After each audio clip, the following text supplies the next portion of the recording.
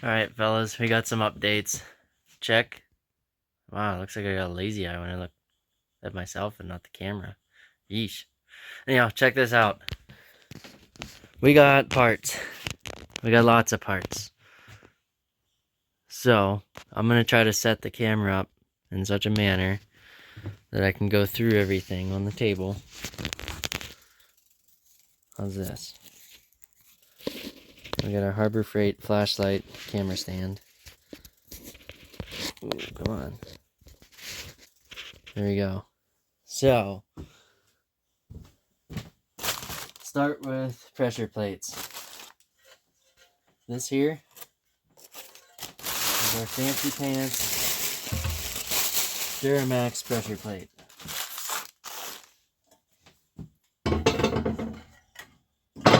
It is conveniently, oh yeah, you can see that just fine, identical to the 6.5 pressure plate. Minus some grease and 2 alignment dowel pins right here.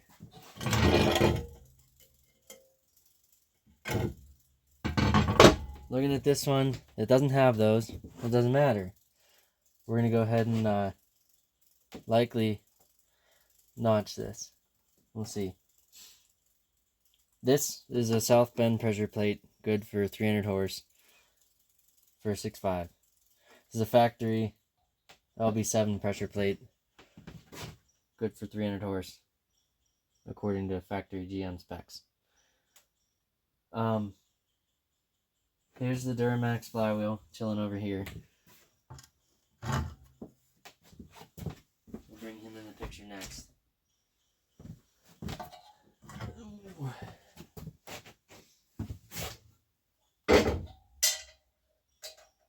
I was gonna finish motor mounts, but I got so excited that my clutch showed up today that I decided that we're gonna do this instead.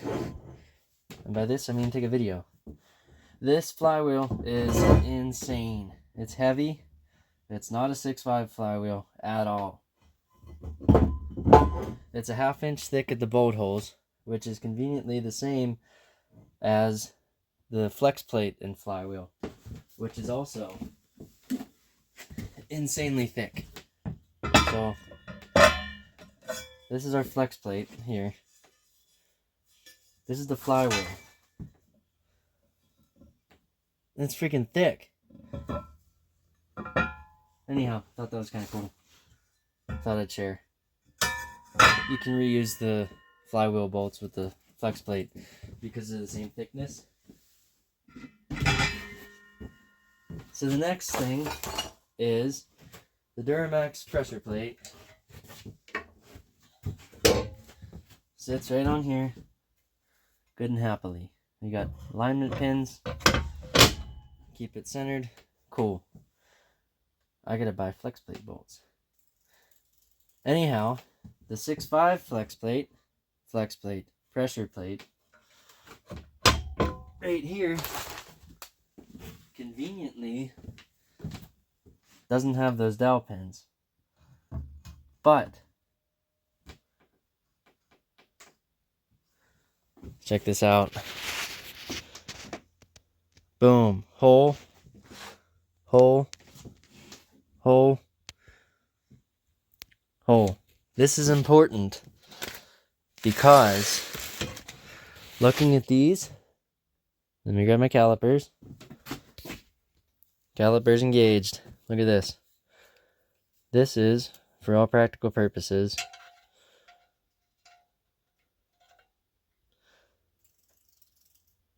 two and what is that? Let me line her up. 274. This is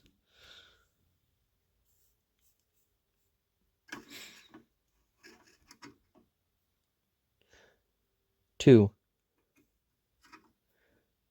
Because the Duramax has, come on, go in there. There you go. 204. Sure. Never zeroed these things. They're 0. This is important because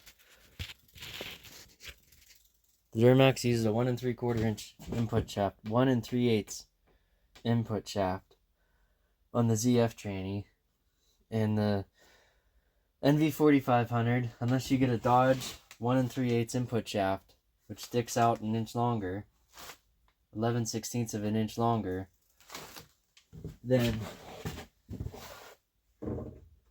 you can run this guy and the NV4500 pilot bearing. Sheesh. Sorry, I'm excited. Release bearing that would bolt right up to a 98 transmission. If I notch these dowel pins off the flywheel, I can either try to pull them out or just cut the pressure plate out. Either or. Because the pressure plate bolts have the shoulder in them to center it there with the 6.5s. That makes things kind of easy there. If not, this is the Duramax slave cylinder. Alright, it's a little bit later than the video you're watching right now. I had some time to play with everything and actually bolted the flywheel on and the bell housing on already. You'll see that soon enough. But there's one more thing I wanted to add to these the pressure plates. If I were to use the 6.5 pressure plate, say you have it's a 1996 and newer NV4500, I think what I'd do is take this guy, lay him on his back, maybe crib him up or something. Take this guy, lay him face down like that, and line up all the bolt holes and figure out where those need to... Hey, there's a dowel pin hole there. That's interesting. Oh, that's not the right one. This is the one. Yeah. So, you have to clock this thing appropriately, because right now, that one doesn't do anything. But there's gotta be... Yeah, we go this way, like so.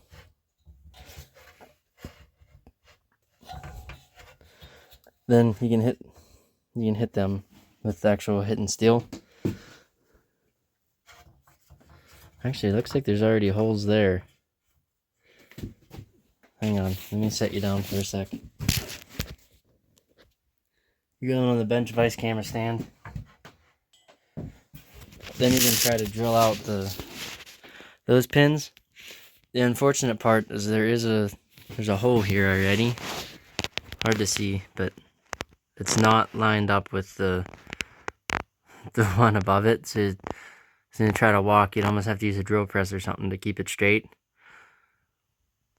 So that might be a little more challenging than I originally thought it would be. But then you'd at least align off the same pins on the flywheel.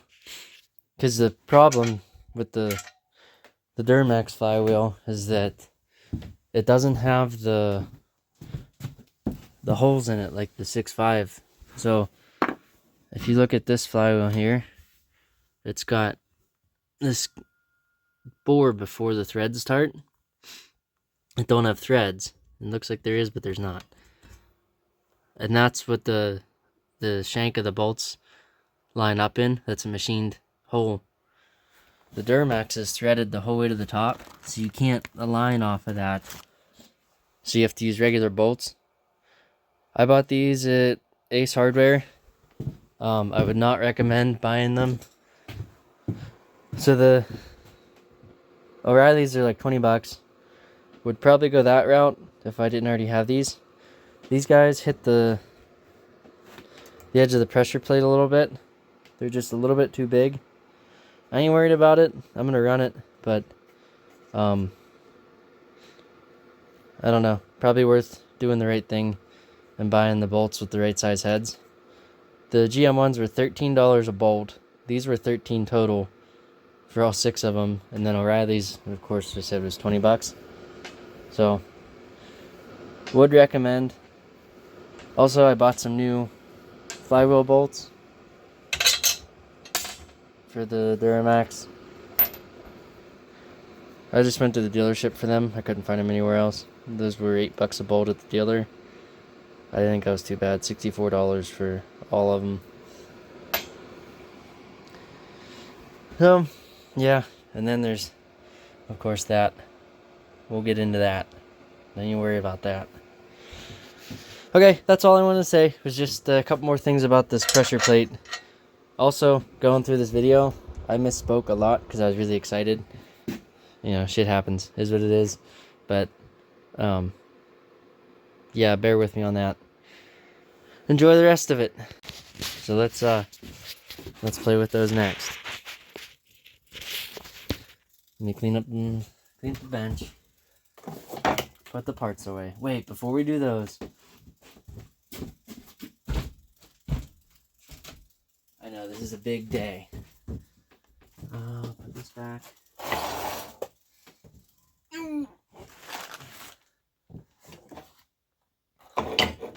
Here's the 2 slave cylinders. Let me go this way. If you set these like that, this is roughly the difference right there. This shoulder here. This is bearing 1 and then bearing 2.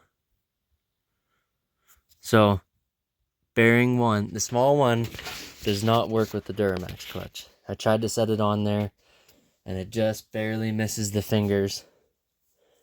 So I can't use it if I'm going to use the Duramax pressure plate, but I can use it if I use a 6.5 pressure plate. So depending on what fits my transmission, I got options. I'd like to use the Duramax pressure plate just because I assume it's got more pressure, but I don't know. I never actually looked into that. I can't verify that. Lastly, clutches. Duramax friction disc, 6.5 friction disc, impregnated with oil. Never slipped, but boy did it shake. These things, for all practical purposes, are identical. Minus practical things, like this. This is an 1 3/8 10 spline. 1 1/4 10 spline.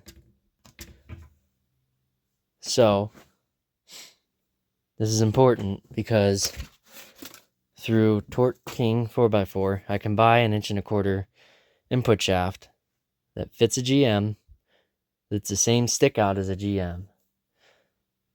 I now see why you have a clearance issue with the bell housing. With how thick this flywheel is,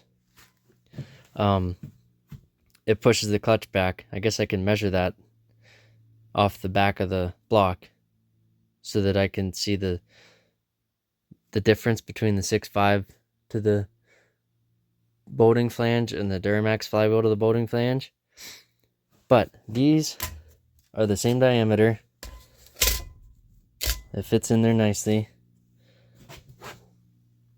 So if you have a 98 NV4500, this is really easy. 96 plus NV4500. I got a 95.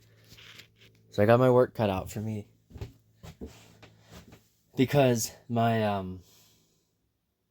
external slave cylinder has a this internal hub here built into it. So I got to cut that off of my bearing retainer, keep it smooth, mount one of those two to my transmission, and then put all this stuff together and hope that there's enough clearance that this doesn't bottom out before hitting the pressure plate.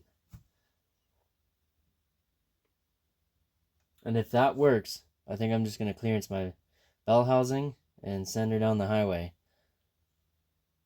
If that doesn't work and I can get one of these two to bolt up to my transmission, then I'm going to attempt to build a bell housing spacer with a grinder a welder, and some flat bar, and figure out the stick out difference between the Dodge shaft and my shaft. Swap it to a Dodge input shaft, space it out the same, and then I can clearly make the clutch work really well. This is the really important part because nobody has documentation on this. And to just have all this stuff sitting here and not take a video with measurements. Well, I didn't give you any measurements, but you know, just to show you everything that you have without you going out and spending $1,000 like I did to buy everything and bring it home. I don't know. This is probably the most valuable part of this whole build. So, super exciting. Can't wait. You know, the engine's still chilling here with one motor mount made, and the other motor mount needs to be remade to fit the hole. I shimmed the engine up a little bit more so that the oil pan clears nicely, and I think this is going to be ready to rip, and then that'll fit in the truck really nicely. We'll have a clutch bolted on her, and then we'll have a transmission. I'm going to pull that out today too, and then we'll try to fit the tranny. I'm going to modify my input shaft housing. Then, if that doesn't work, I'm going to go spend $1,000 on a parts truck Monday that has a 98 bell housing. I'll just use the 98 slave cylinder with the 6.5 pressure plate, 6.5 friction disc, and Dodge input shaft, and space it out and be done. It's going to be so easy. I don't even know why people worry about this. So, that's awesome. Stay tuned. More to come. Oh yeah, one more thing to add. The pilot bearing. This is also conveniently a 0.590 inch pilot bearing, which is the same as the GM NV4500. So that would make it really nice if I could fit everything in my bell housing. If you go to the Dodge input shaft, this becomes 3/4 of an inch. So now I gotta find a bearing with this OD and a 3/4 inch ID, and I don't know if I can do that. I talked to a Timken guy. He said it's an automotive size, so it's hard to find. So more to come on that. We'll see. That's all.